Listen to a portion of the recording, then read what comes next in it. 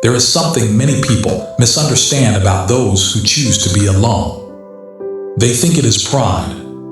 They think it is anger. They think it is antisocial behavior. But sometimes it is survival. Not everyone who walks alone is lonely. Not everyone who is quiet is broken. And not everyone who distances themselves hates people. Some people choose solitude because life taught them lessons the hard way. Maybe they gave their heart too freely and watched it get shattered. Maybe they trusted deeply and were betrayed. Maybe they loved sincerely and were left without explanation. And after enough storms, a person begins to crave peace more than popularity. Being alone is not always about rejecting others. Sometimes it is about protecting your spirit. There are people who tried to fit in, tried to please, tried to stay, but every time they did, they lost a piece of themselves. So one day they decided, I would rather be alone and whole than surrounded and broken. Solitude becomes their healing ground. In silence, they rebuild their confidence. In quiet moments, they rediscover their worth. Away from noise, they hear their own thoughts clearly for the first time. Even in the Bible, powerful figures stepped away to be alone. Jesus Christ often withdrew to lonely places to pray. Before major decisions, before miracles, before the cross, he sought solitude. Not because he hated people, but because solitude strengthens the soul. In Bible, we see that even Elijah ran into the wilderness when he was overwhelmed. It was there in the quiet that he heard the still small voice of God. Sometimes being alone is where clarity begins. Let's be honest, the world can be exhausting. The pressure to impress, the competition, the drama, the fake friendships, the expectations. For some, stepping back is not weakness, it is wisdom. They are not isolating because they think they are better. They are isolating because they are tired. Tired of explaining themselves. Tired of being misunderstood. Tired of giving energy where it is not valued. And here is something powerful. A person who learns to enjoy their own company becomes unstoppable. When you are not afraid to sit with your own thoughts, you become emotionally strong. When you don't depend on constant validation, you become spiritually mature. Some people choose being alone because they are growing. Growth is uncomfortable. Growth requires reflection. Growth requires space. You cannot hear your own heart in a room full of noise. Sometimes God separates you before He elevates you. Sometimes the loneliness you feel is not punishment, it is preparation. Preparation for better relationships.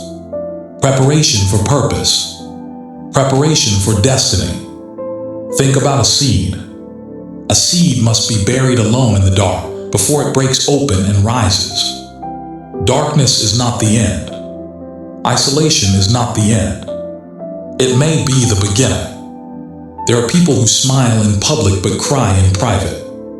People who show strength but carry silent battles. People who chose to be alone because they are healing wounds nobody sees. And healing takes time. If you rush healing, you bleed on people who did not cut you. So some choose solitude to stop the cycle, to forgive, to reflect, to rebuild. But let's also be clear. There is a difference between healthy solitude and destructive isolation. Healthy solitude brings peace.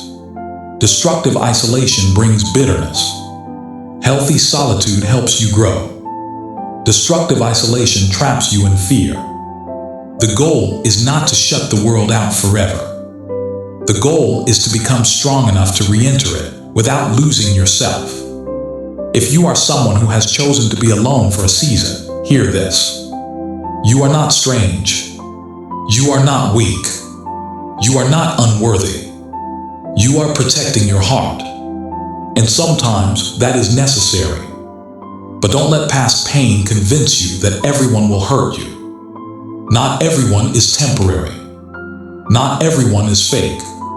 Not everyone will betray you. There are people who will understand you. People who will respect your boundaries. People who will honor your silence. Solitude should prepare you for connection, not replace it. Because even though being alone can be powerful, we were not created to live in permanent isolation. The same God who designed quiet seasons also designed community.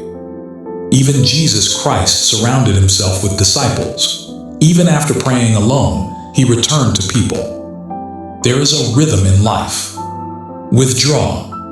Renew. Return. Maybe right now, you are in the withdrawal stage. That's okay. Use this season wisely. Build your character. Strengthen your faith. Learn your value. Discover your purpose. Because when the right people enter your life, you won't cling to them out of fear. You will walk beside them out of strength. And that is powerful. Being alone is not always about escaping others. Sometimes it is about finding yourself. Sometimes it is about finding God. Sometimes it is about remembering who you were before the world tried to change you. If you feel alone tonight, remember, silence is not emptiness. Solitude is not rejection. And this season is not permanent. You are growing roots.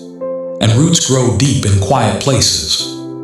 One day, the same person who chose to be alone will rise with wisdom, confidence, and unshakable peace. And when they step back into the world, they will not be searching for approval. They will be carrying purpose. So if you are alone, don't panic.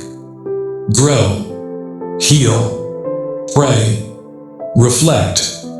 Because sometimes the strongest people are the ones who learn how to stand alone before they learn how to stand with others. And when they do stand again, they stand unbreakable.